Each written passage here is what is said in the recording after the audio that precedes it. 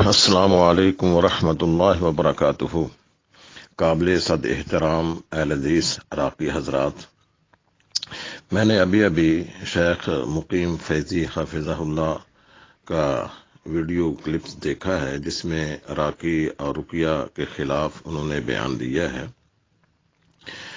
گزارش یہ ہے کہ ان کی کتاب تو جب منظر عام پر آئے گی پھر انشاءاللہ دیکھا جائے گا۔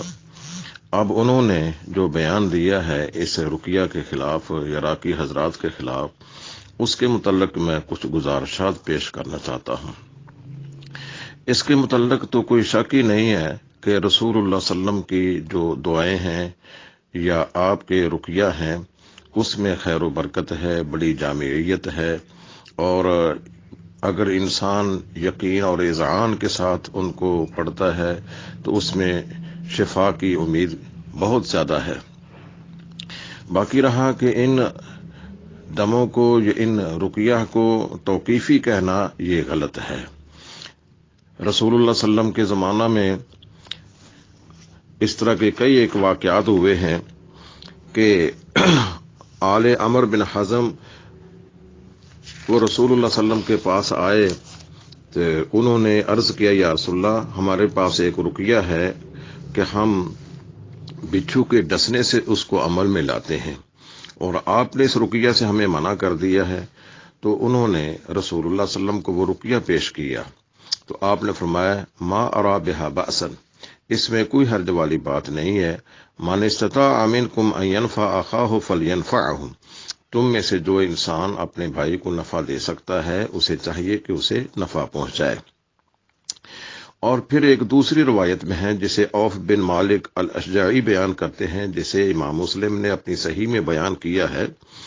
وہ کہتے ہیں کہ ہم دور جاہلیت میں یہ رقیہ کیا کرتے تھے، تو رسول صلی اللہ علیہ وسلم سے پوچھا کہ ہم ان رقیہ کو عمل میں لا سکتے ہیں؟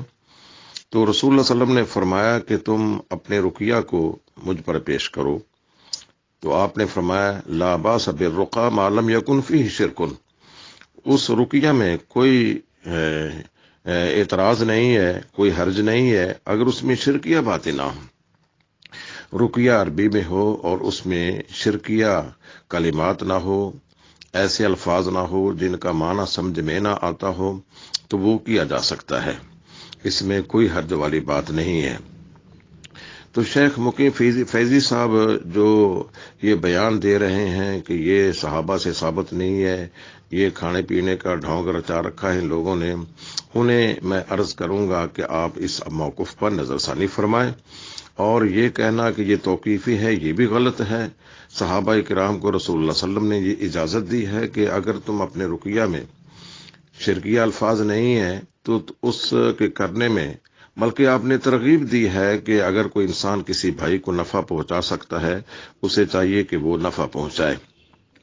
یہ مختصر سا بیان میں نے دے دیا ہے، انشاءاللہ اللہ نے توفیق دی تو تفصیلی بیان بعد میں عرض کروں گا۔